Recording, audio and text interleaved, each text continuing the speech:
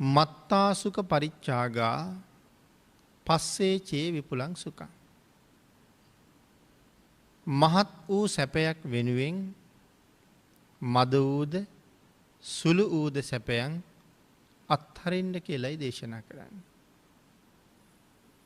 චජේ මත්තා සුඛං ධීරෝ සම්පස්සං විපුලං සුඛං. මේ ලෝකේ ඉන්න ප්‍රඥාවන්ත ඥානවන්ත අය මහත් වූ දේවල් බලාපොරොත්තුවෙන් සුළු සුළු දේවල් අත්හරිනවා. ඒක තමයි මේ ගාථාවේ සරල තේරුම. මේ ගාථා රත්නය මුල් කරගෙන එක ධර්ම දේශනාවක් මේ දේශනාවට කලින් සිදු කරලා තියෙනවා.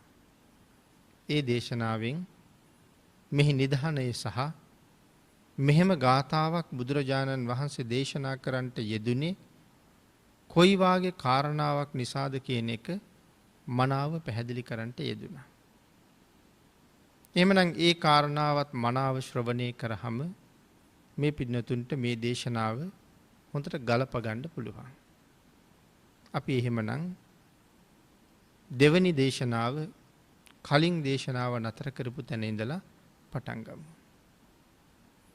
මේ ගාථා රත්නය එක්ක හැම පැත්තටම කරුණු සාකච්ඡා කරන්න පුළුවන්.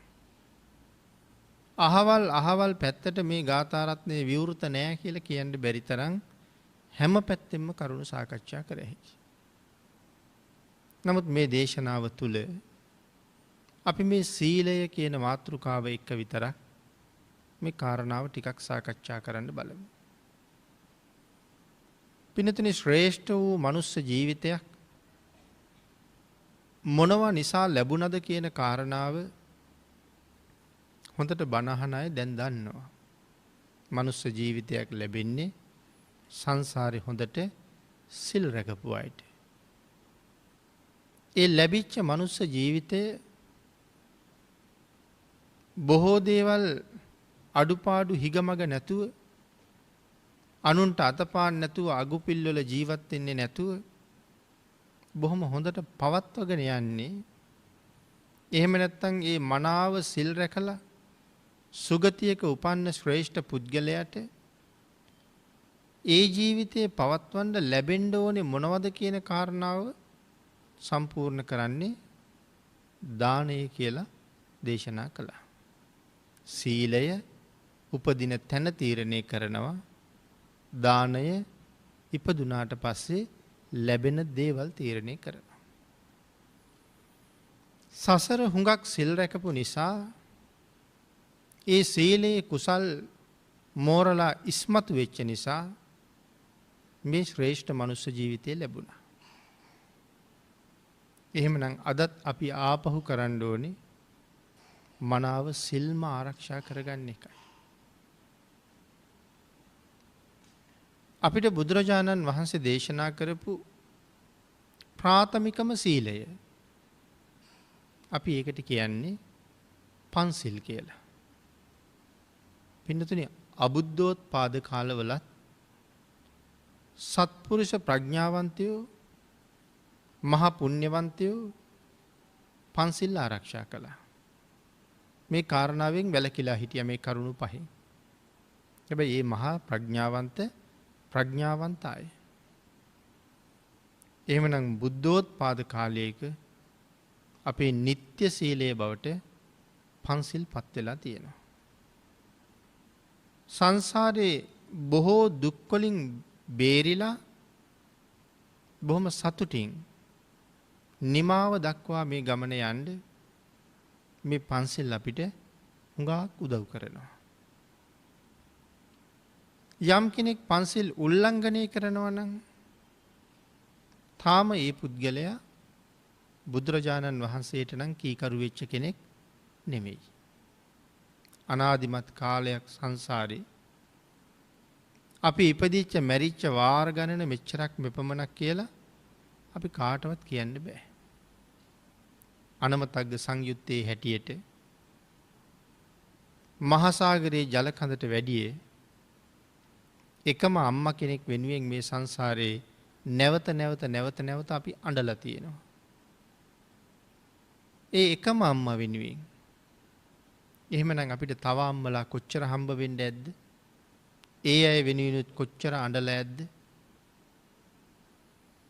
ඒ තරම් සංසාරේ දිගයි නම් ඔය දීර්ඝතර වූ සංසාර සාගරය තුල අපිට ලැබිච්ච පළවෙනිම බුදුරජාණන් වහන්සේද අපේ ගෞතම භාග්‍යතුන් වහන්සේ.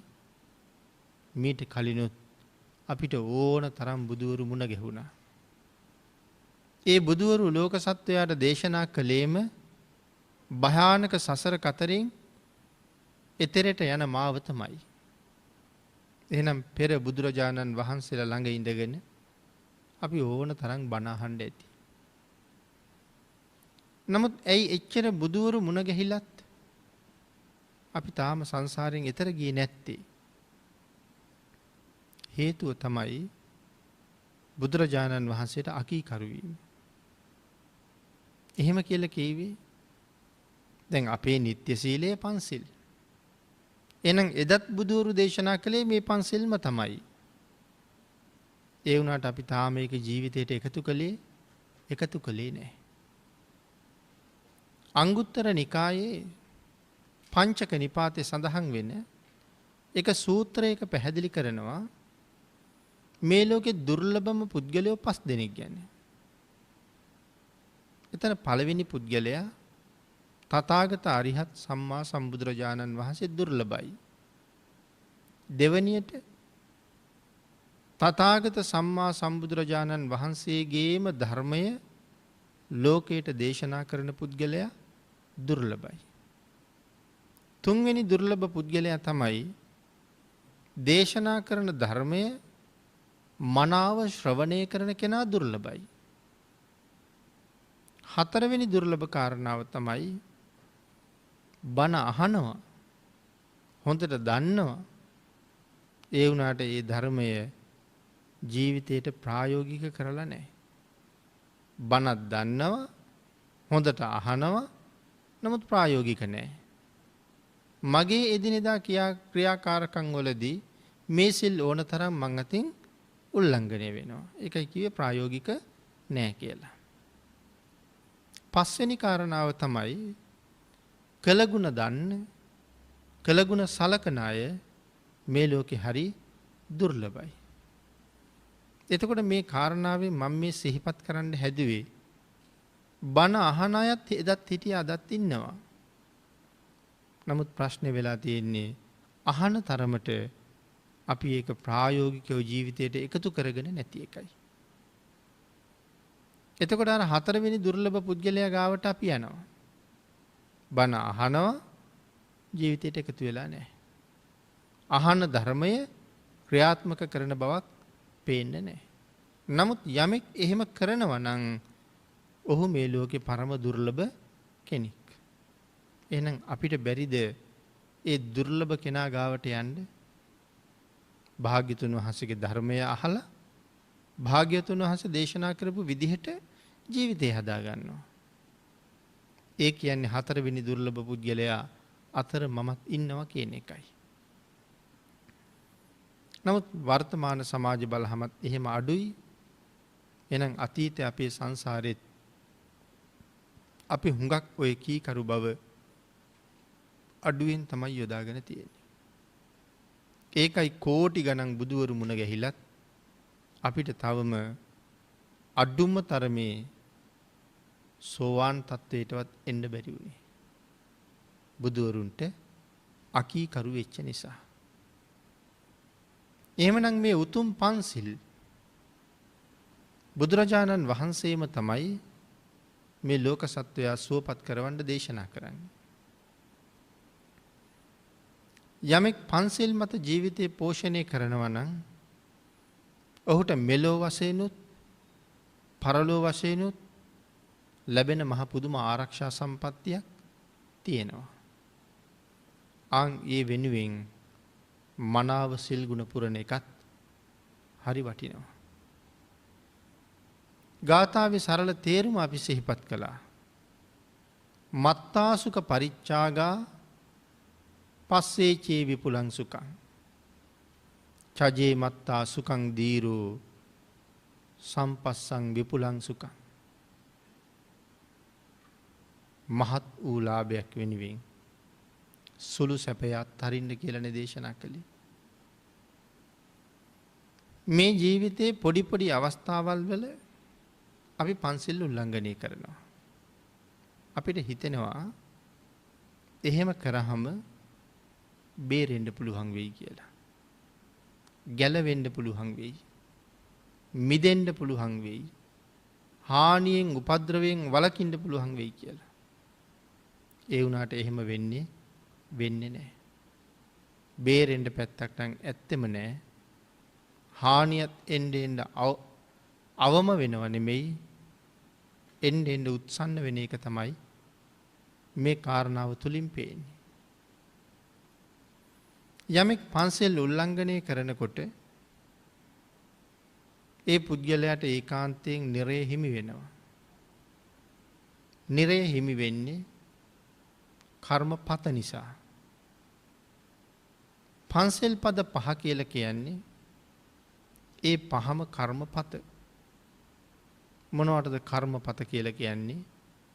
මැරෙන වෙලාවේ මතකෙට આવොත් නිරේ උපද්දවනවා.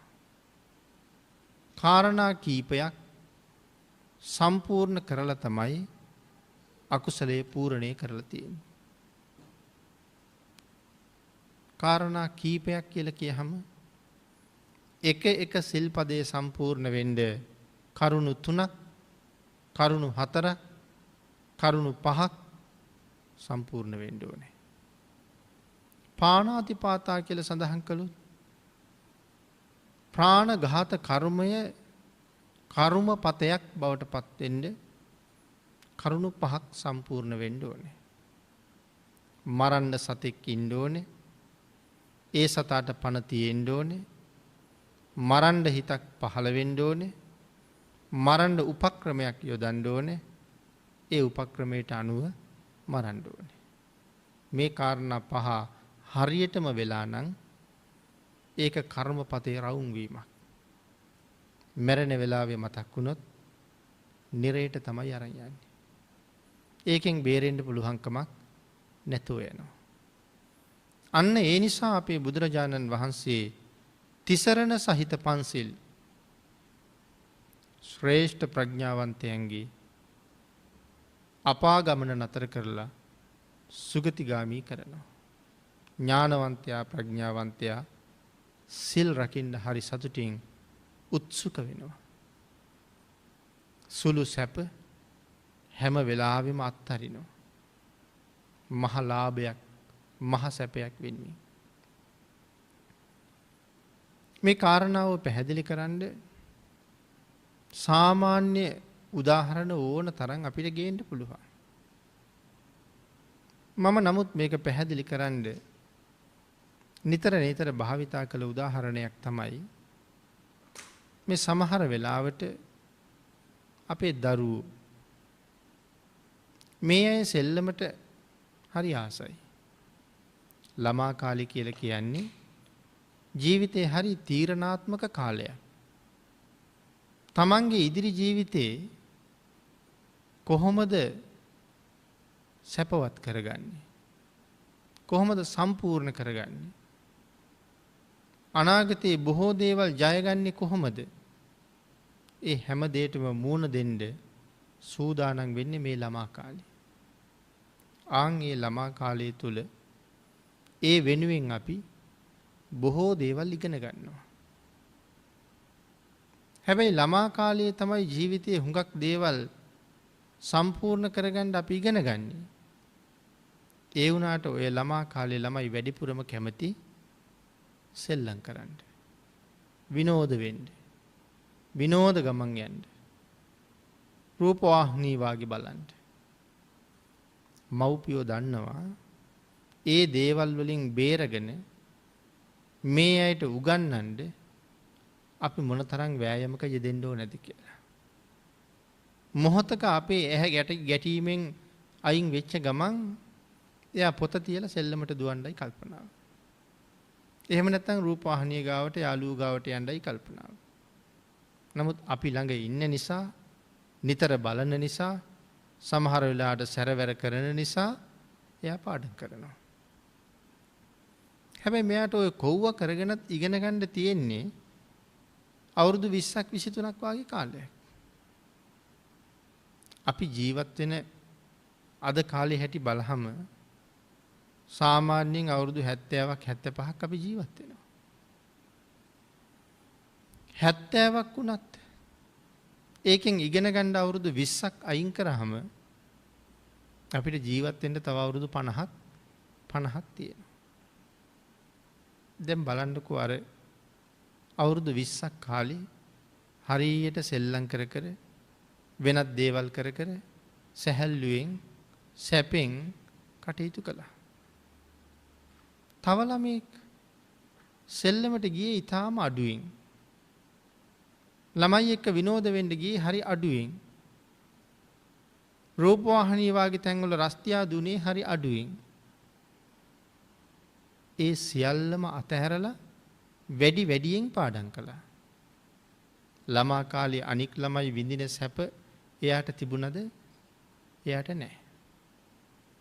දැන් අවුරුදු 20ක් 23ක් ඉගෙනගෙන සමහරලාට ඉස්කෝලේ මහත්තයෙක් නෝන කෙනෙක්, ඉංජිනේරුවරයෙක්, එහෙම නැත්නම් නීතිඥවරයෙක්, දිසාපති කෙනෙක්, දොස්තර කෙනෙක් මේ වාගේ ලොකු තැනකට එයා ගිහිල්ලා.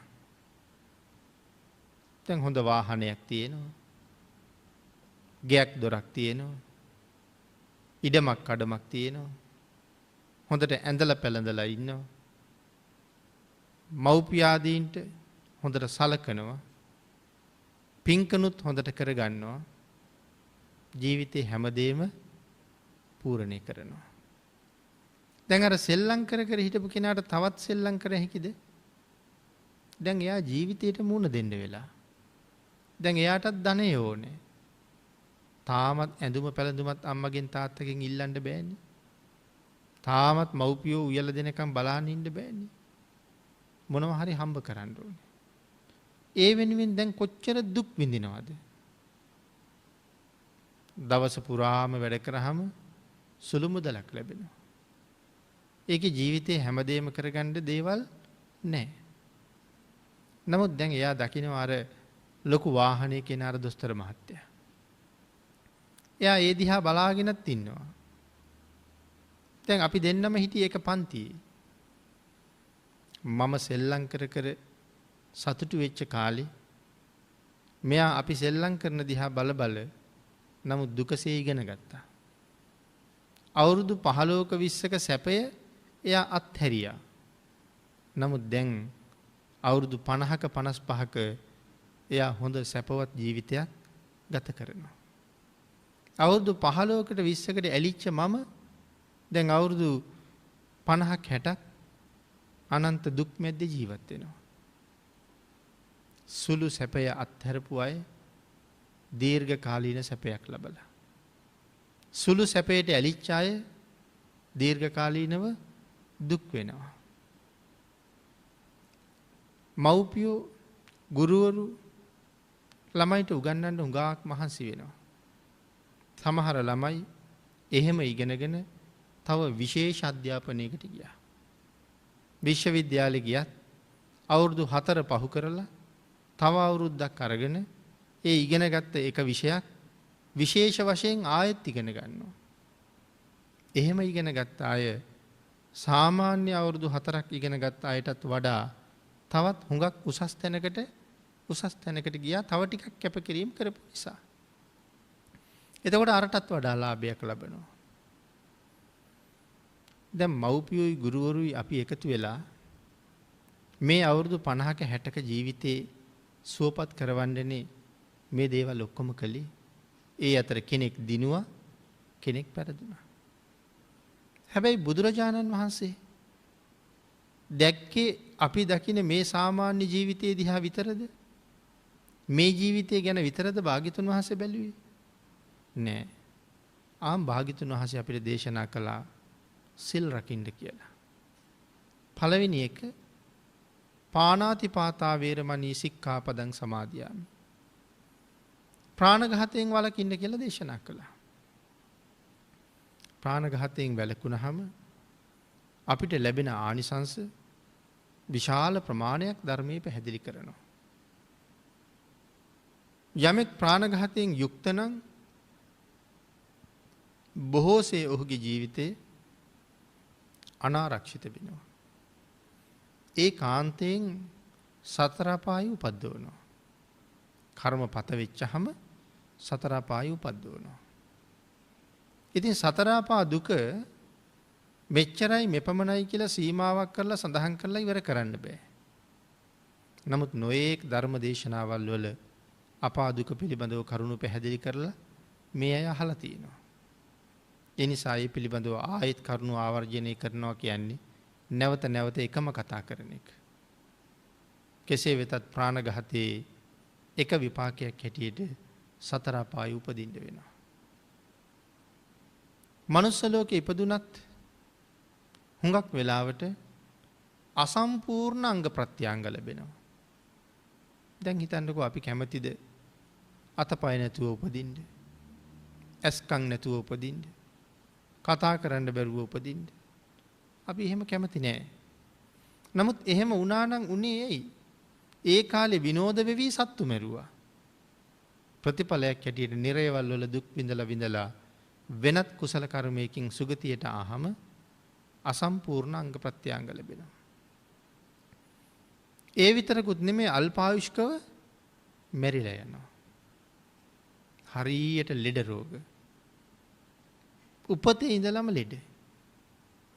සමහර වෙලාවට සමහර මව්පියෝ නැත්තටම නැති වෙලා යනවා දරුවන්ගේ ලෙඩ වලට වෙදකම් කරන්න ගිහිල්ලා. සංසාරේ පව් කරලා මොකක් හරි හේතුවකින් මෙහි ආවත් අම්මා තාත්තටත් පුදුම විදිහේ අසහනකාරී ජීවිතයක් තමයි උරුම කරන්නේ. ඒ අයටත් එහෙම වෙන්න ඒගොල්ලොත් මේත් එක්ක සම්බන්ධ වෙච්ච සංසාරේ මොනවා හරි කර්මයක සම්බන්ධයක් ඒ අයටත් ඇති. නමුත් යම් කෙනෙක් ප්‍රාණඝාතයෙන් වළකිනවා නම් දේශනාවේ සඳහන් කරනවා හොඳ වෙන්නේ නැති තුවාල. අපි කියලා කියනවා ලොකු තුවාල වලට වනයක් කියලා. එහෙනම් වන ඒ වගේම ඔය හොරි වාගේ රෝග ඒ වගේම සඳහන් කරනවා පිළිකා විශේෂයෙන් තුවාල පිළිකා මේ වාගේ රෝග හැදෙන්නේ නැහැ කියලා. ප්‍රාණඝාතයෙන් වැළකුණාම දැන් කර්මයේ රවුම් වෙන්න කර්ම පත මට්ටමටපත් වෙන්න අපි සඳහන් කළානේ කාරණා පහක් වෙන්න ඕනේ කියලා. අපේ කල්පනාව ගලකින් ගහලා මරන්න. ඒ හින්දා අපි සියලුම දේවල් සම්පූර්ණ කරලා අන්තිමට ගලෙන් ගහනවා. මැරුණොත් තමයි අපිට කර්ම පත වෙන්නේ. හැමෝම ගල් පාරවල් වැදිලා මැරෙනවද? සමහර අය ගල් පාර වැදිලා බේරිලා දුවනවා. තදේට වැටුනොත් බිම කැරකිලා නැගිටලා දුවනවා. සමහර අය විසි වෙවි දුවනවා. කොහොම හරි ගල් පාර වැදිලා හුඟක් තැළුණා. ආන් එතන පස්සේ වේදනාව නම් අඩු වෙලා යයි. නමුත් තැලිලා ලේ කැටි ගැහිලා එකතු වෙලා ගෙඩියක් හැදිලා පස්සේ එතන මොකද්ද හැදෙන්නේ? පිළිකාවක් හැදෙනවා. නැත්තම් ලොකු ගෙඩියක් හැදෙනවා. ඒ ගෙඩිය පුපුරනවා. සරව ගලනවා. පණුව හැදෙනවා. ආන් ඒ වාගේ සිද්ධියකින් ඒ සතා දුක් විඳලා මැරිලා යනවා. ආන් එහෙනම් ප්‍රාණඝාතය නිසා අපිටත් පිළිකා වාගේ රෝග වලට ගොදුරු වෙන්න සංසාරේ හරියට අවස්ථාව තියෙනවා. නමුත් මෙතන සඳහන් කරනවා ප්‍රාණඝාතයෙන් වළකිනවා නම් වන පිළිකා ආදී දේවල් වලින් වැළකෙනවා බේරෙනවා කියලා. ඊළඟට බොහෝම ලස්සන රූප සම්පත් ලැබෙනවා කියලා සඳහන් කරනවා. අනික් අයගෙන් හරියට ආදරේ කරුණාව ප්‍රශංසාව ඒ දේවල් වලට භාජනය වෙනවා. මේ දේවල් අපි මේ ලෝකේ ලබන්න හුඟක් කැමති දේවල්. නමුත් ඒවා ලැබෙන්නේ මේ ප්‍රාණඝාත කියන භයානක අකුසල කර්මයෙන් වැළකුණාම. පිරිස එක්ක බොහෝම සමගියෙන් කටයුතු කරන්නත් පුළුවන් ඊටාම සමගි සම්පන්න පිරිසක් අපි වටේ නිරන්තරයෙන් එකතු වෙනවා. 10 දෙනෙක් ඉන්නකොට මෙයා ඇවිල්ලා මං අතින් කේලමක් කියනවා අනික් කෙනාට විරුද්ධව. එයා ඇවිල්ලා මෙයාට විරුද්ධව කේලම් කියනවා. එක එක්කෙනාගේ මේ දේවල් අහන්න ගත්තාම මට ජීවිතයක් නෑ වාගේ. හැමෝම දිහා නිකන් සැකෙන් බලන් වෙලා. හැමෝගෙම ප්‍රශ්න වලට කන් දෙන්න සිද්ධ වෙලා. එහෙම වෙන්නේ නෑ. මොකද මගෙත් එක්ක ඉන්න පිරිස හරීම සමගි සම්පන්නයි. ආන් එහෙම සමගි සම්පන්න පිරිස එකතු වෙන්නේ සංසාරේ ප්‍රාණඝාත අකුසලයේ සඳහන් කරනවා. ඊට අමතරව අනුන්ගෙන් Tamanට විපත් ලැබෙන්නෙත් නෑ. Tamanගේ ජීවිතයට අකාලි කවුරුවත් හානි කරන්න එන්නෙත් නෑ. දැන් එහෙම ජීවත් වෙන්න නෙමෙයිද අපි කැමති. අපේ වත්තේ තියෙන ගහකොළ ගෙඩිය කවුරුවත් කඩා ගන්න නැත්තම්, ගෙදර ඇවිල්ලා තියෙන දේවල් කවුරුවත් හොරෙන් අරන් යන්නේ නැත්තම්, වාහනයක් නමුත් එළියේ පහළියේ දාලා තියන්න පුළුවන් නම් බයක් නැතුව, ඇඳුම් පැළඳුම් ටික එළියේ දාලා යන්න පුළුවන් නම්, හදිස්සියේ දොර වහලා යන්න බැරි වුනහම ආපහු බයේ කොච්චර දුර ගිහිල්ලා හරි ආපහු එන්න වෙන්නේ නැත්තම්, මගදී මංකොල්ලකාරයන්ට හසු වෙන්නේ නැත්තම් අපි කොච්චර කැමතිද? එහෙමනම් මේ ප්‍රාණඝාත ආදී අකුසල් වලින් වැළකුණ කෙනෙකුට ඔය වාගේ තවත් නොයෙක් කරදර කම්කටොළු වලින් හිරිහැරයක් බාධාවක් වෙන්නේ නැහැ කියලා සඳහන් කරනවා. එතකොට ඒක ලොකු ලාභයක් නෙමෙයිද? දැන් බලන්නකෝ අපේ අම්මා තාත්තා උත්සාහ කළේ මේ අවුරුදු 50ක 60ක අපේ ජීවිතේ සුවපත් කරන්නනේ. සුවපත් කරලා ලස්සන කරලා ආර්ථිකයෙන් පෝෂණය කරලා ඒගොල්ලොත් අපි දිහා බලලා සතුටු වෙලා අපෙන් සමාජයට යමක් කරවලා තියන්නේ මව්පියෝ අපිට උගන්වන්න මහන්සි ගත්තේ. නමුත් මේ ගුරු දෙගුරු දැකපු සාමාන්‍ය දුරද ලෞතුරා බුදුවරු දකින්නේ. ආත්ම 100 ගණන්, දහස් ගණන්, දහදහස් ගණන්, කෝටි ගණන්, ප්‍රකෝටි ගණන් මම කියන පුද්ගලයා කවදා හරි මේ සංසාරයෙන් එතරට යනකම්ම බුදුරජාණන් වහන්සේ දකිනවා. එතකොට භාග්‍යතුන් වහන්සේ අපිට ප්‍රාණඝාතයෙන් වළකින්න කියලා දේශනා කළේ අම්මා හොඳට ඉගෙන ගනින් කිව්වා වාගේ නෙමෙයි, නිවන් දක්නා ಜಾති දක්වා. කවදාවත් ප්‍රාණඝාතයේ නිසා මූණ දෙන්න සිද්ධ වෙන අභාග්‍ය සම්පන්න තත්වයන්ටපත් නොවෙන්න. ප්‍රාණඝාතයෙන් වැළකීම නිසා ලැබෙනවා නම් යම් ලාභයක්, ආන් ඒ ලාභය තුලම අපි ආත්ම කෝටි ගණන් ලාභම ලබන පුද්ගලයන් බවට පත් කරවන්නයි බුද්ධ ආදී මහෝත්තමයන් වහන්සේලා මේ උතුම් සිල් අපිට දේශනා කරලා තියෙනවා. එහෙමනම් මේ ජීවිතයේ ඔය ප්‍රාණඝාත කියන කාරණාවෙන් වැළකුණාම අපිට කොයිතරම් ජීවිත ගණනාවක් සුවපත් කරගන්න පුළුවන්ද? පෝෂණය කරගන්න, ආරක්ෂා කරගන්න පුළුවන්ද? ආන් ඒ කාරණාව පිළිබඳවයි පින්නතුනි අපි නිතර කල්පනා කරන්න ඕනේ. සුළු සැපේ අත්හරින්න කීවේ එකයි. සමහර වෙලාවට අද මදුරුවා කනගාව කෑ ගහන නිසා මං හොඳට බලාගෙන ඉන්නේ එයාට කොහොම හරි ගහලා දාන්න. මට හිතෙනවා මදුරුවා කනගාව කෑ ගහන්න නැත්නම් හරි ලාභයක් කියලා. නමුත් ඉතින් මදුරුවෝ කනගාවට එන එක නවතින්නේ නැහැ නේ. එක්කෙනෙක් ඉවර වෙනකොට තව එක්කෙනෙක් එනවා. මං නිදා ගන්න යනකොට 10ක් 15ක් ඒ හින්දා මරනවා. නමුත් මට නිින්ද යන්න කලිනුත් ආපහු මදුරුවෝ කනවා. මට නිින්ද ගිහිල්ලා ඉන්නකොටත් මදුරුවෝ කාලා. උදේ නැගිටලා බලහම ලේ බීපු කට්ටිය ලේ වලින් පිරලා මදුරු දැල ඇතුළෙත් ඉන්නවා. ඇඳගෙන හිටපු ඇඳුම් වලත් හැමතැනම ලේ පැල්ලම් තැවරිලා ලේ බීපු අය මටම පොඩි වෙලා. එහෙනම් අර 10 15 දෙනෙක් මැරුවා කියලා මට වෙච්ච යහපතක් තියනවද? එහෙනම් අයහපතක්ම තමයි වෙලා තියෙන්නේ. ආන් ඒ වාගේ සුළු ලාභයක් තකලා කන ගාව කෑ ගහන එකට ඇති වෙච්ච කේන්තිය නිසා මරලා මට බොහොම සුළු ලාභයක් ලැබුණා මිසක් දීර්ඝ කාලීන ලාභ හම්බෙලා නැහැ. ආන් ඒකයි දේශනා කළේ ප්‍රාණඝාතයෙන් වළකින්න කියලා. ප්‍රාණඝාතයෙන් යමෙක් වළකිනවා නම් ඔහු හරියට දීර්ඝායුෂ සම්පත් ලබනවා. ප්‍රාණඝාත කරන්න අල්පායුෂ්ක වෙනවා. ලෞතර බුදුරජාණන් වහන්සේට කීකරු අයට කියන්නේ බෞද්ධ කියලා. අපි වාගේ රටවල් වලට කියන්නේත් බෞද්ධ රටවල් කියලා.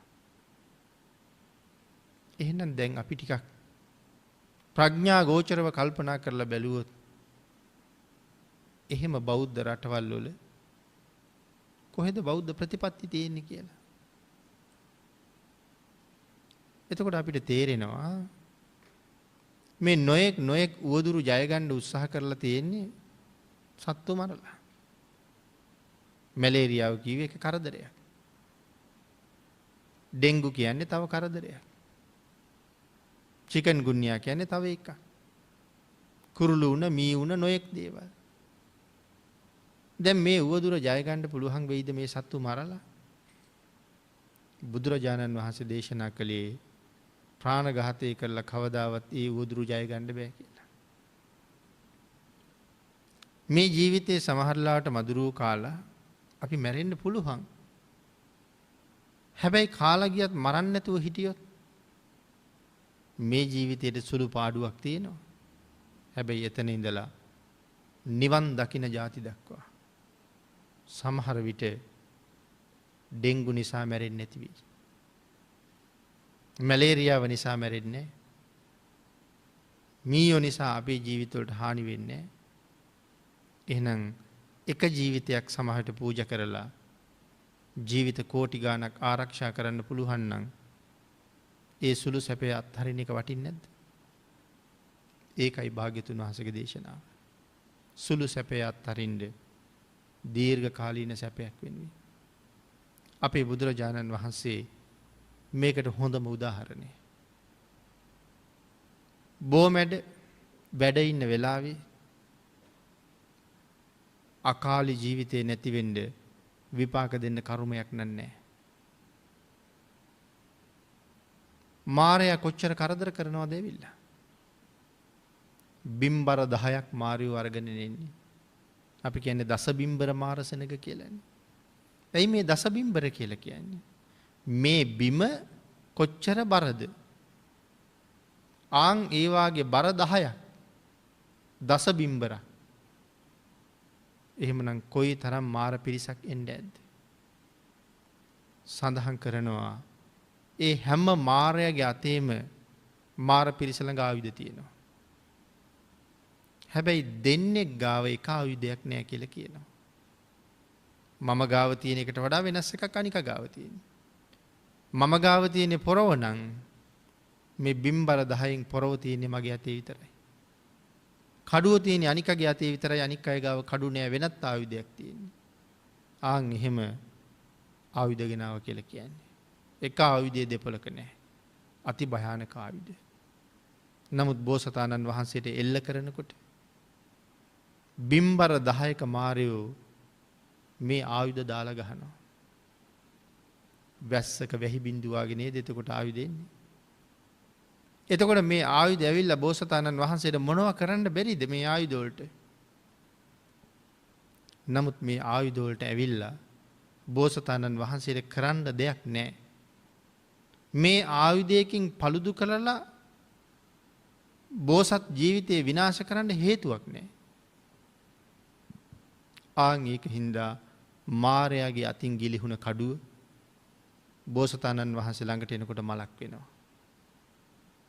මාරයෙකුගේ අතින් ගිලිහෙන කිනිස්ස බෝසතාණන් වහන්සේ ගාවට එනකොට මලක් වෙනවා. තවත් මාරයෙකුගේ අතින් ගිලිහෙන පොරව බෝසතාණන් වහන්සේ ගාවට එනකොට මලක් වෙනවා. තවත් මාරයෙකුගේ අතින් ගිලිහෙන කෙටේරිය බෝසතාණන් වහන්සේ ගාවට එනකොට මලක් වෙනවා. ඇයි මේ ආයුධයකින් කපලා මරන්න තරම් හේතු වෙච්ච කර්මයක් ඉතුරු වෙලා නැති නිසා ඒ ආයුධ ඔක්කොම සිරිපතුල ළඟ මල් හැටියට කොට ගහනවා. ආයුධ වරුසා, වැලි වරුසා, මඩ වරුසා, පර්වත වරුසා, ගිනි අඟුරු වරුසා, උණුවලු වරුසා, සර්ප වරුසා, මේ හැම එකක්ම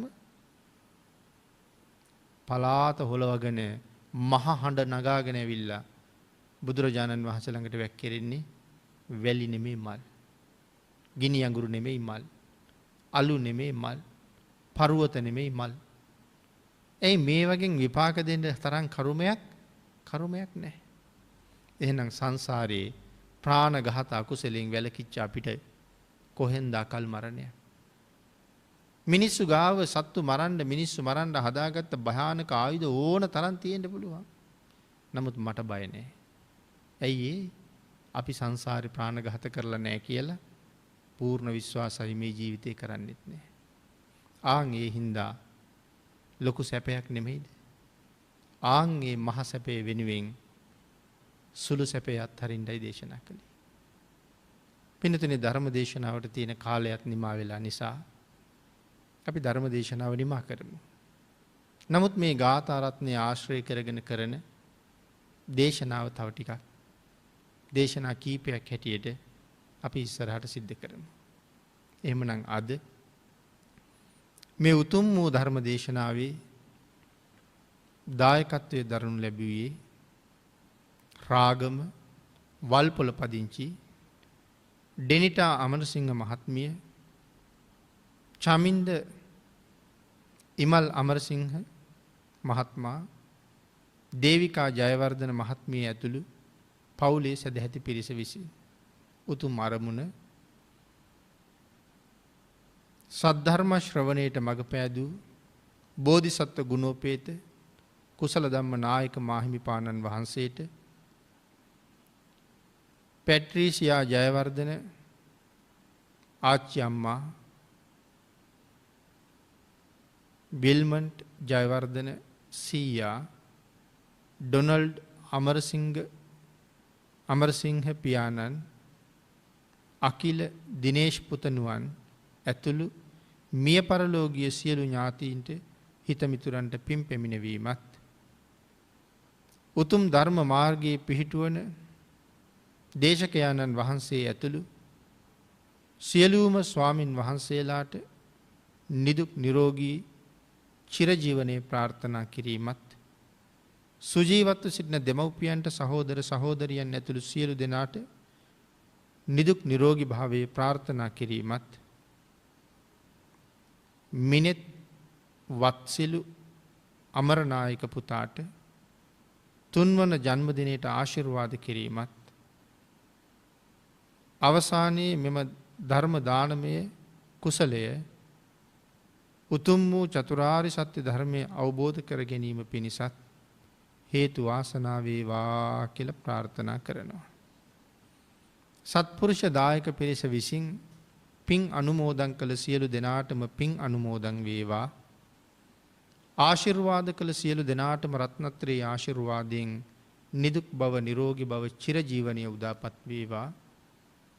සියලු දෙනාටම ඊ타ම ඉක්මන් භවයක ඊ타මත්ම කෙටි කාලයකින් සැප සහිත ප්‍රතිපදාවකින් උතුම් නිර්වාණ ධර්මය අවබෝධ කර ගැනීමට මේ කුසල ශක්තිය පාරමී වේවා කියලා ප්‍රාර්ථනා කරමු.